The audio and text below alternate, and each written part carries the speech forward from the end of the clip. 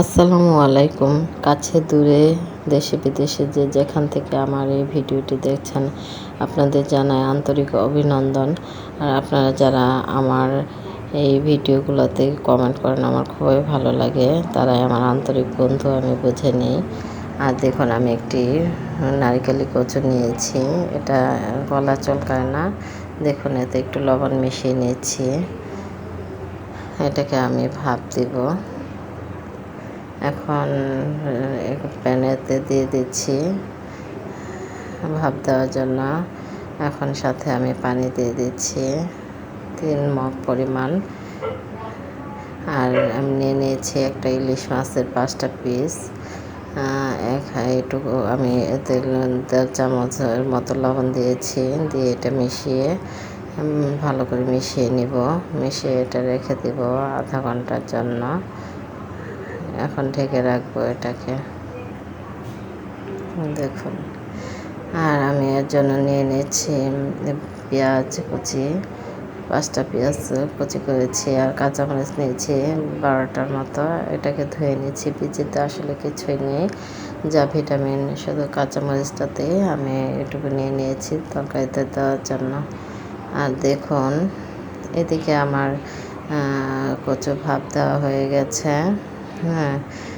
এখন পানি ঝরিয়ে নিয়েছি। এখন দেখুন প্যানে আমি দিয়ে দিচ্ছি সরিষার তেল। সরিষার তেল স্বাস্থ্যের জন্য অনেক ভালো।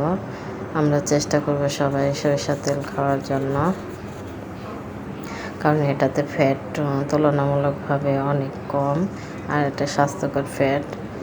আর দেখুন আমি পেঁয়াজ কুচি দিয়ে দিচ্ছি এটাকে ভাজার জন্য। পেঁয়াজটাকে আমি ব্রাউন কালারে নিয়ে আসব।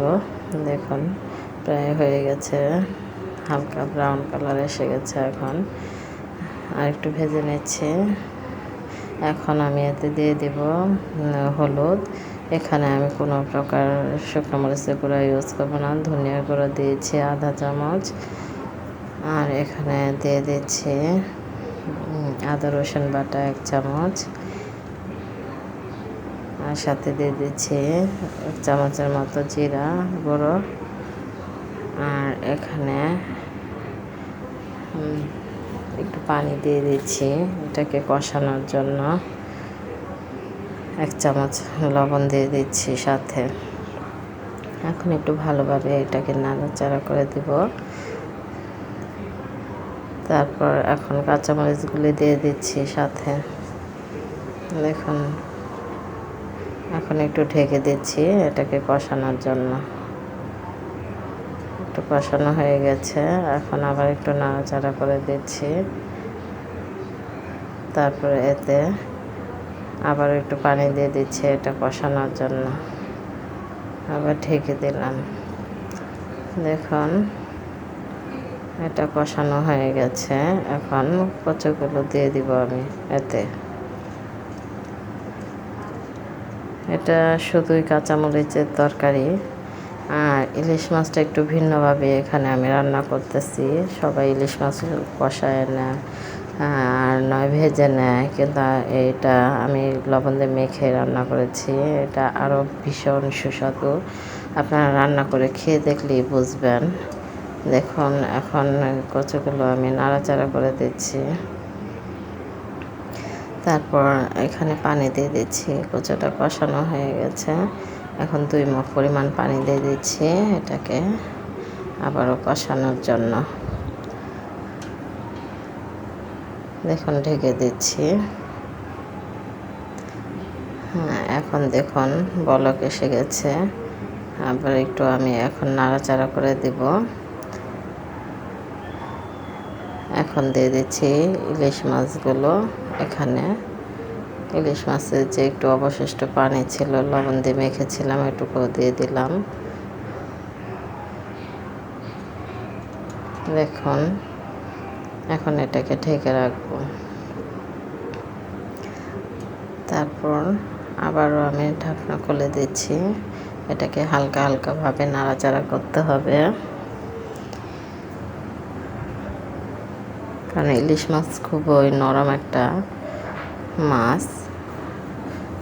এটাকে বেশি নাড়াচাড়া করলে ভেঙে যায়। দেখুন ঢেকে দিয়েছি। এখন আবার একটু আমি নাড়াচাড়া করে দেব। এটা ভীষণ উপকারী খাবার। একেতে সরিষার তেল আর একটা হচ্ছে কাঁচামরিচ এখানে দিয়েছি। তারপর আবার ইলিশ মাছটা আমি ভেজে রান্না করি না, ভাজা চেয়ে এমনি খাওয়া অনেক উপকার। দেখুন তরকারিটা হয়ে গেছে। এখন আমি পরিবেশনের জন্য রেডি করেছি। দেখুন সাথে আমি লেবু নিয়েছি, আর লেবু দিয়ে খেলে তো গলা চুলকানোর আর কোনো ভয়ই রইল না। তারপরেও এটা নারিকেলি কচু, এটা এমনিতেও গলা ধরে না। আর এটা প্রথম আমি রাজশাহীতে খেয়েছিলাম, খুবই ভালো লেগেছিল।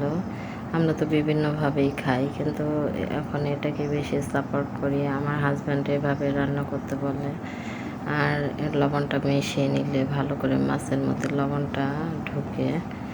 আর আমি চেষ্টা করি একটু স্বাস্থ্যকর খাবার দেওয়ার জন্য, যেটা আমাদের স্বাস্থ্যের জন্য খুবই ভালো। আর আমার এই ভিডিওটি যদি ভালো লেগে থাকে তাহলে সাবস্ক্রাইব করবেন, বেল বাটন অন করে রাখবেন পরবর্তী নোটিফিকেশান পাওয়ার জন্য। আর সবাই ভালো থাকবেন, সুস্থ থাকবেন। আল্লাহ হাফেজ।